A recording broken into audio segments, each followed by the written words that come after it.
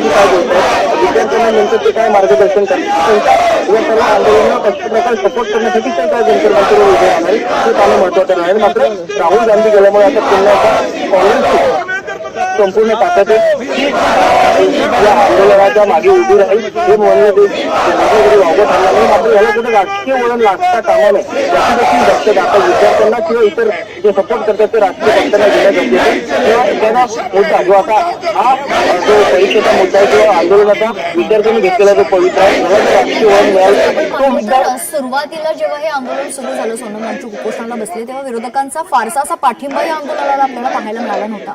मात्र काल जी काही परिस्थिती निर्माण झाली होती त्यानंतर आम आदमी पक्षाचे अरविंद केजरीवाल, मनीष सिसोदिया, संजय सिंग, सपाच्या खासदार स्वतः डिंपल यादव देखील या आंदोलनात सहभागी झाल्या होत्या.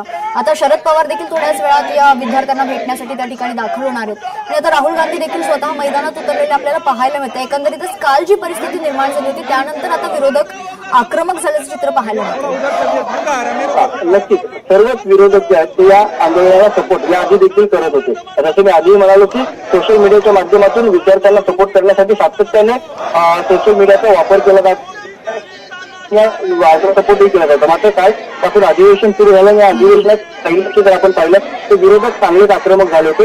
विद्यार्थ्यांच्या या आंदोलनाबाबत सरकारने दखल घ्यावी, विद्यार्थ्यांशी चर्चा करावी आणि तोडगा काढावा. विद्यार्थ्यांची मागणी काय तर शिक्षण मंत्री धर्मेंद्र प्रधान यांचा राजीनामा घ्यायला पाहिजे. तर केंद्र सरकार हा राजीनामा का घेतला असा सवाल काल विरोधकांनी संसदेत अधिवेशनामध्ये उपस्थित केला होता आणि या सगळ्या गोंधळामध्ये कालचं कामकाज देखील स्थगित करावं लागलं होतं. आणि त्यानंतर जी विद्यार्थ्यांवर लाठीचार्ज झाला, विद्यार्थ्यांना ज्या प्रकारे मारण्यात आलं त्याचा निषेध सर्वच विरोधी पक्षांनी केलेला पाहायला मिळाला. जसं आता राहुल गांधी, शरद पवार किंवा मग इतर जे नेते मंडळी थोड्या वेळापूर्वी राज ठाकरे यांनी पोस्ट करून त्या सगळ्याबाबत त्याचा निषेध व्यक्त केला. त्यामुळे सर्वच विरोधी पक्ष आता विद्यार्थ्यांच्या मागे ठामपणे उभे राहिलेले आपल्याला पाहायला मिळतात. उमेश, विशेष म्हणजे हे आंदोलन जे सुरू आहे आता राहुल गांधी आणि काँग्रेसचे इतर नेते जे आंदोलन करतात तर दिल्लीकडे पंतप्रधान नरेंद्र मोदी यांच्या निवासस्थानाबाहेर हे आंदोलन जंतर मंतरचा हा सगळा जर परिसर आपण पाहिला तर संसद भवन असेल, अमित शहाचे पंतप्रधान नरेंद्र मोदी यांचं कार्यालयाच्या अगदी जवळ म्हणजे 400 मीटर 500 मीटर जवळजवळ 600 मीटर अशा या अंतरामध्येच आहे. त्याच्यामुळे या जंतर मंतर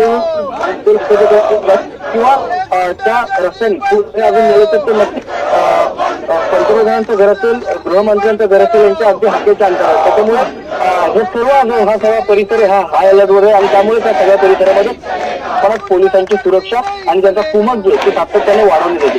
काल जर आपण पाहिलं तर काल मोठ्या पोलिसांची कुमक असून देखील विद्यार्थी जे आहेत ते संसद भवनापर्यंत पोहोचण्याचा प्रयत्न करत होते. अत्यंत म्हणजे 100 ते 150 मीटर जेवढा अंतर राहिलं होतं तिथपर्यंत विद्यार्थी पोहोचले होते. त्यानंतर जो लाठीचार्ज करण्यात आला त्यामध्ये अनेक विद्यार्थी जखमी आणि त्याची परिस्थिती उद्भवणं ती पोलिसांकडून घेण्यात आलेली आणि विद्यार्थी पोहोचणार नाही. कारण जसं तो आधी म्हणाल की पंतप्रधानांचं घर देखील या सगळ्या परिसरामध्ये ते जवळ तिथं एकदम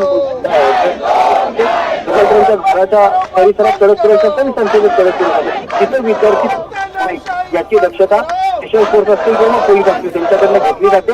आणि कालचा हा सगळा आंदोलनाचा अंदाज घेतल्यानंतर आज पोलिसांची कुमक अधिक वाढवण्यात आली. उमेश, विशेष म्हणजे काही वेळा आधी राहुल गांधी माध्यमांशी बोलताना शिक्षण मंत्र्यांचाच राजीनामा नकोय, आता केंद्रीय गृहमंत्री आणि पंतप्रधान नरेंद्र मोदी यांनी देखील आपल्या मनाचा राजीनामा दिला आणि विद्यार्थ्यांवर झालेला लाठीचार्ज जो आहे तो फार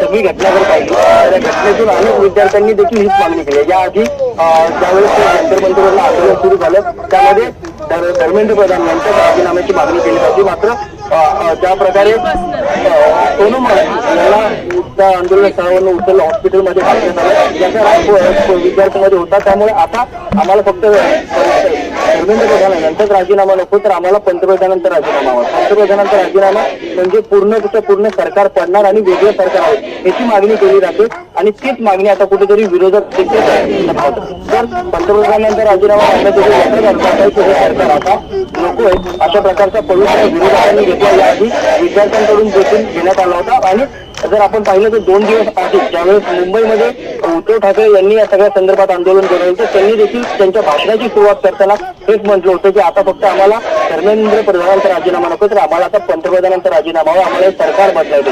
त्यामुळे हे